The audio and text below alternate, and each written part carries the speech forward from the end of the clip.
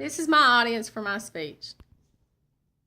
When I was trying to decide who I wanted to talk about, I remembered one particular event that came to mind, my mother's 60th birthday party. She was like a little child attending her very first party. The little gesture had made her so happy you could see the joy in her face, her eyes, and her laughter. My mom's name is Ruby. She was born January 28th in West Jefferson, North Carolina. As for the year of her birth, she wouldn't want me to tell you. She was the baby of 5 kids. She grew up in Freeze, Virginia. She attended the elementary and high school in Freeze also. Her favorite class was art class. She had several chores she had to do when she got home from school. She had to feed the chickens and hogs. She had to get in firewood and put in water from the well house. Time passed and my mom married my dad. They moved to North Carolina to start a family. I am the oldest of 7 kids, 4 girls and 3 boys. My mother never showed favoritism towards any of us kids. I can remember when I was about 4 or 5 years old, she had made a yummy dessert for supper. I had eaten all of mine already and wanted more. So I went to the end of the table where she was sitting and asked if I could have some more. She replied, "There's none left. It's all gone." You could have picked my bottom lip up off the floor. Mom said, "Bring me your plate." I really didn't want mine anyway. I think back and I realized there was a lot of times she did that for us. It was hard raising kids when only one parent was working. On certain days of the month, there was a church in North Carolina that gave out clothes and shoes for families that needed extra items. My mom would spend all day sorting through clothes and shoes trying to find stuff for us. To a child, it was terrible to sit and wait all day. She went to great lengths to provide for us.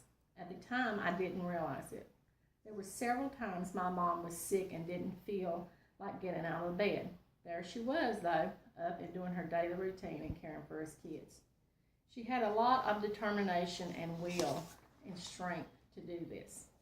My fondest memory during my childhood was when I was in the 4th grade. All the girls in school were wearing sweaters that had their initials embroidered on the front of them. In our family, there wasn't enough money for things like that.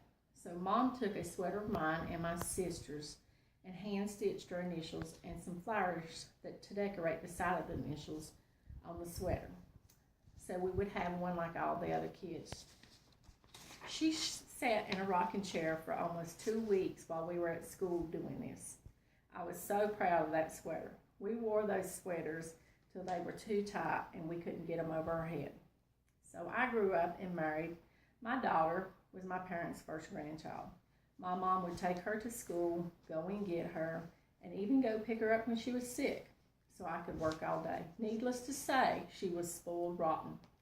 Time passed. In 2003, my dad died. We kids knew it would be extremely hard on Mom. I cannot recall a time where I saw Mom sit and cry. This showed her true courage, strength, and hope. My mom has showed me how to give unconditionally, nevertheless, show love for her kids and determination and not to never give up hope. When I do take the time to visit her, I look at her small, frail frame and wonder what I would do without her. I know this is a bridge I will cross someday, but I hope it is many years off. In closing, I hope my daughter has learned half as much from me as I did from my mom. Picture of my mom.